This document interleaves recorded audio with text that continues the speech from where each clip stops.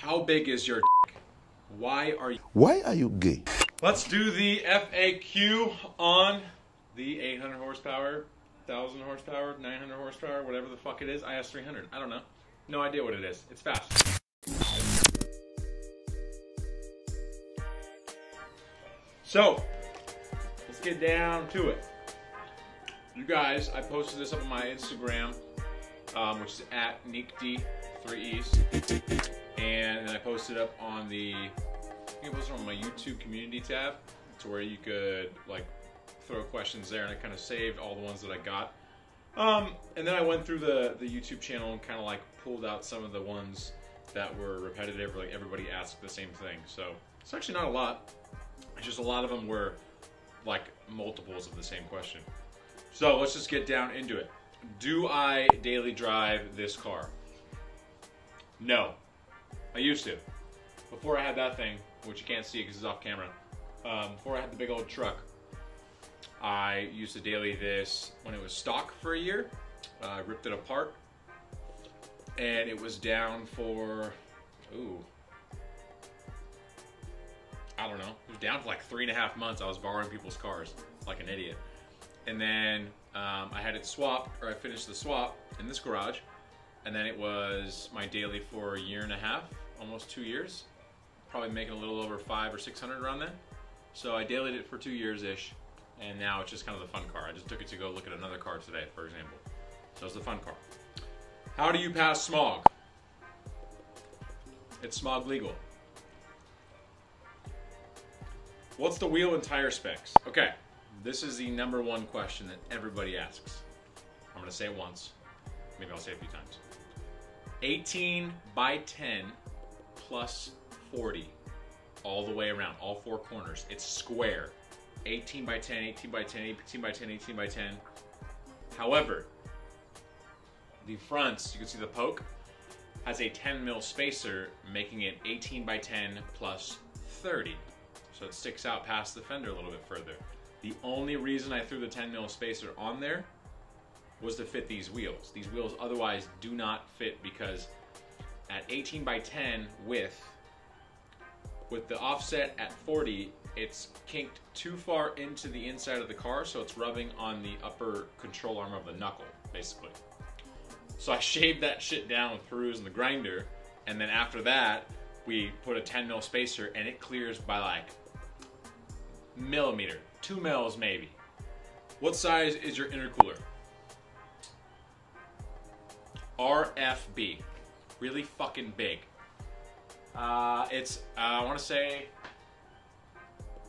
I think it's 24 by 12 by 4. It's definitely 4-inch thick. I got it off CX Racing. It's just a CX Racing cooler, and that's plenty fine for all the power that I've been throwing at it. However, the only thing is, it's made out of aluminum, and it's like very soft aluminum, because when I was drifting at the track, I hit a cone, and the cone dented it, which is hard to believe, because I wasn't running the bottom lip of the bumper, and the bottom of the intercooler was exposed, and I fucking blasted the cone, dented that shit, and I was like, what?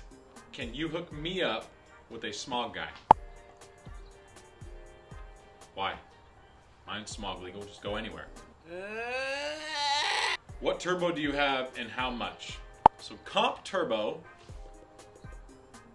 sponsors my car. They sponsor the entire channel, basically. So if I want to ever go single turbo on the 1JZ for the Drift IS300, I was pointing at the motor. They've sponsored me on a 5858, which is a small single setup, right? So I could say yes to that. I just don't know if I want to get rid of the twins yet. But yeah, they've also sponsored me on the last turbo, and now this one. First one was a 6265. This is a 6767, capable of like 1050 or 1100 horsepower. How much was it? I'm not going to disclose my sponsor pricing. What I will say is retail for this turbo is like $26.50 or something like that. So it's a pretty penny to spend, because it is the brand new 6767 air-cooled turbo. There's no water lines, there's no oil lines, everything is capped off on my motor. It's literally bolt the turbo on, the T4 flange, gasket, that's it. Well, I put a spacer in mine, I had to space it up, but that's pretty much it. Is your car a GE or GTE motor? For anyone watching my channel knows this question has been asked on every single video, 100%. So it is a GE motor. It is the stock GE motor out of a GS300. Not an IS, because I bought that built motor from that dickhead Adam that was blown up from his GS, who had built it previously, idiots. So regardless, this is the exact same block and head that's going to be in a stock IS300, same thing. So yes, it is a GE motor. Now why does it have the intake on the side, not over the top, etc.? It's a GE turbo manifold, and it's a GE intake flange from the lower runners that we hacked off, and we had my buddy weld to the GTE style intake. So if you ever get close to my car, you can see that it's a GE head, GE flange, weld, GTE runners up to the intake. So it's why it emulates a GTE style. Look, the easiest giveaway is look at the water neck. Water neck is on the stock side, okay? Doesn't go across. What dash is that? Da-da! So Brandon from BTI Gauges also sponsors my channel. This is Brandon and Comp are like the two big ones. Brandon sponsored my channel to have me put out some content on his gauge pods, his 52mm gauge pods from BTI Gauges. So I did that.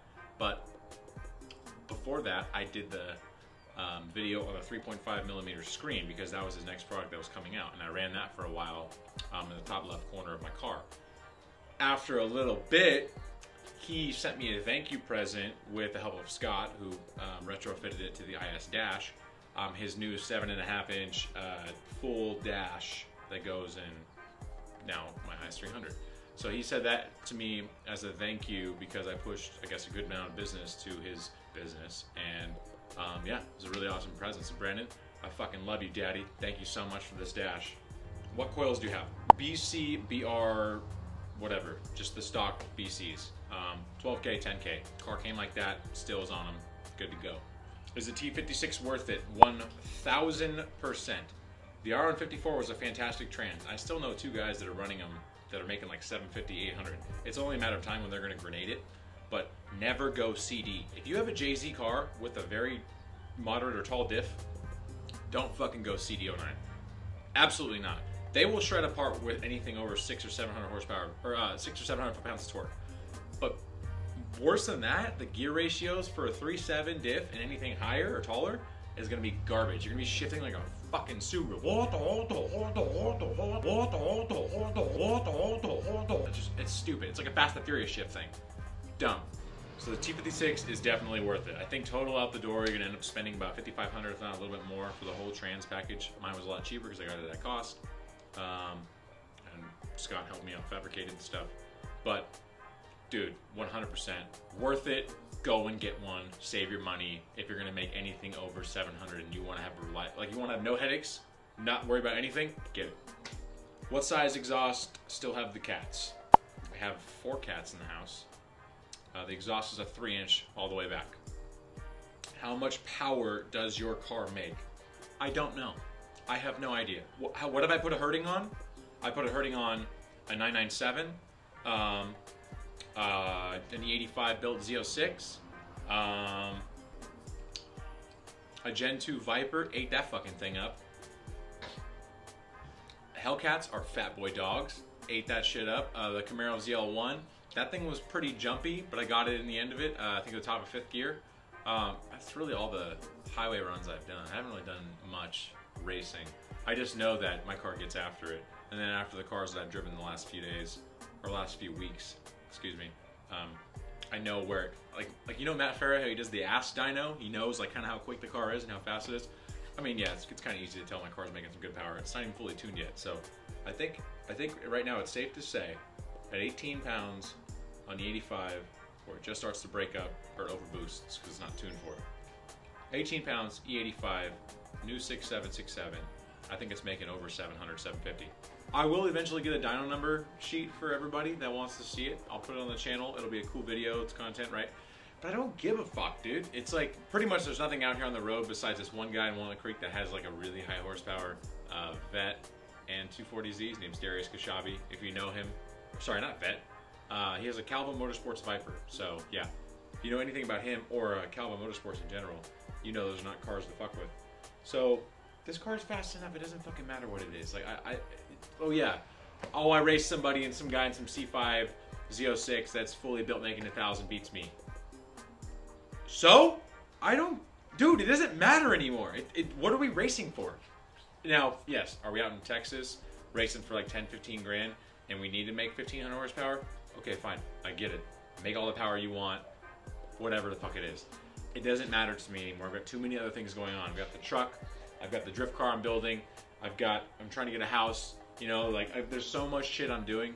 It doesn't matter to make just one number. I hit 1,000. Oh, that's never really a goal of mine. I don't give a fuck. It's just fast and it makes turbo noises and it's fun. And it scares the shit out of people. I'm not going to be able to apply the power anyway because, leading into the next question, it's a stock diff, baby. Stock 3.7. Absolutely insane. I think because I haven't made like over 8 with traction in, that it hasn't broken yet. I'm spinning and slipping all day long, so I think that's why it's actually okay. Fastest I've gone in the car, 74 miles an hour.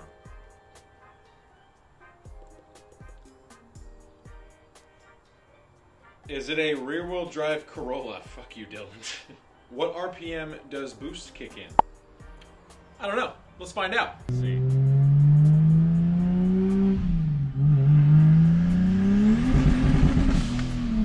Oh yeah, I was backfiring like a motherfucker.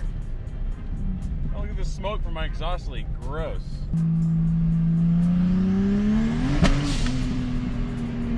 Jesus Christ.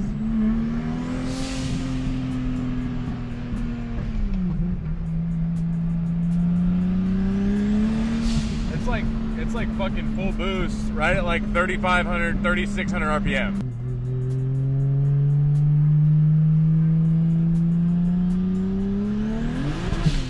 Well, that's fucking full boost and tire spin.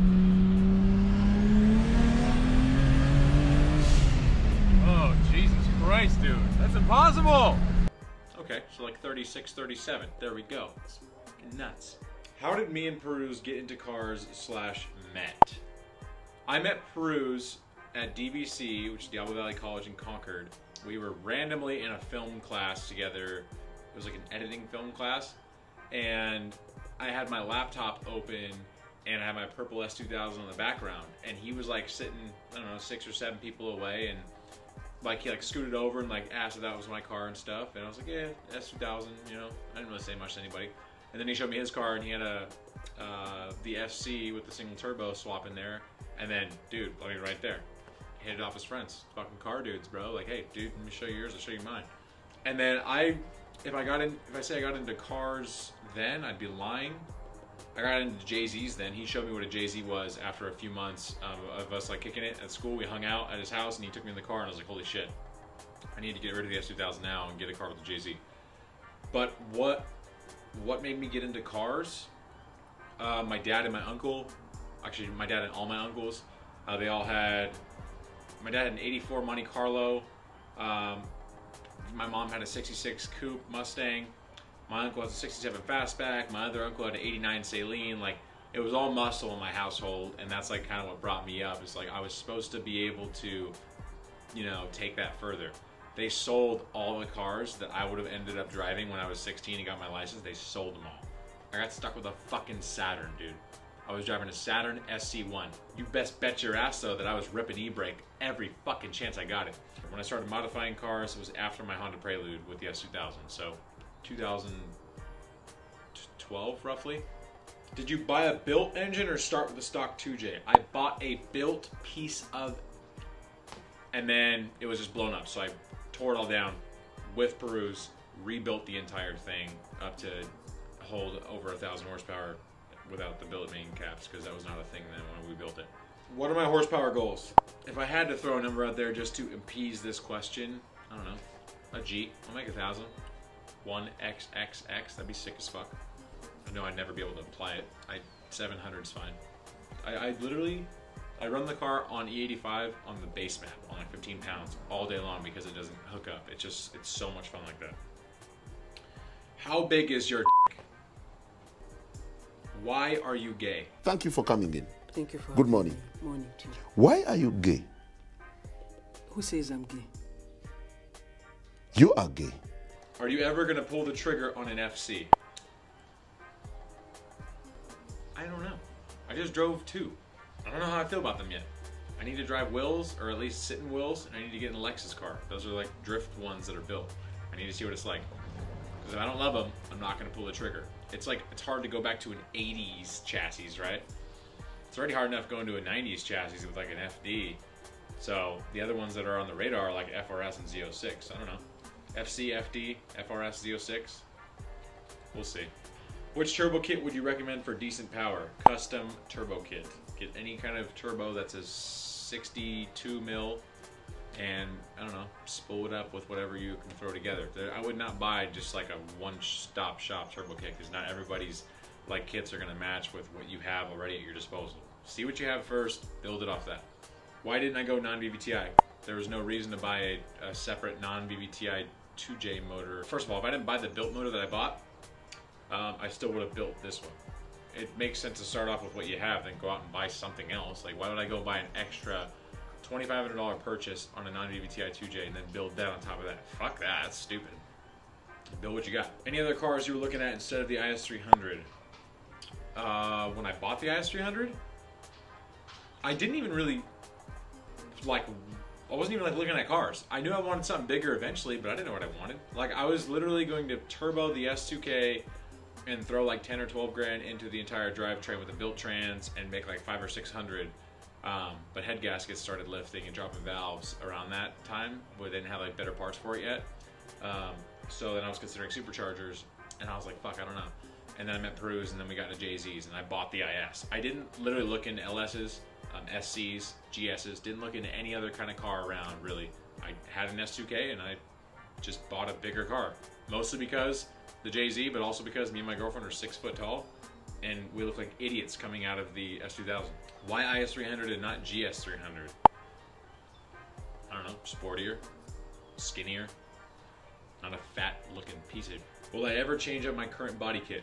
I've thought about that a lot. If I were to do anything, I would either do the TRD style one, the front bumper, but again, looking at my Drift IS300, I love the way the Escura garage fenders sit out really wide with a BN front. May even do that.